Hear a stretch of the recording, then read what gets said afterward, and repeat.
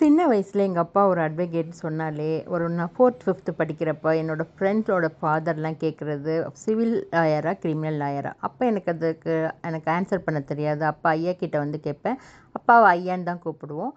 ஐயா இது மாதிரி சிவிலா கிரிமினலா லாயரான்னு கேட்குறாங்க அப்படின்னா என்ன அப்படின்னோடனே அவங்க சொன்னாங்க, ஒரு பிளாட் இருக்குது, அப்போ 2 பேர் வந்து டாக்குமெண்ட் என்கிட்ட இருக்குது, 2 பேருமே அதை வந்து எனக்கு தான் சொந்தம்னு சொல்கிறாங்க.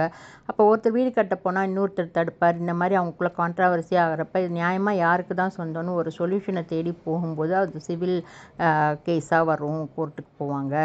அதே ஒருத்தர் வந்து இன்னொருத்தரை வந்து அடித்து உதச்சி மிரட்டியோ தகராறு பண்ணியோ அந்த இடத்த தனக்கு உரிமையாக்கிக்கணும்னு நினைக்கும் பட்சத்தில் அந்த இடத்துல கிரிமினல் சார்ஜஸ் வரும் அப்படின்னு சொன்னாங்க.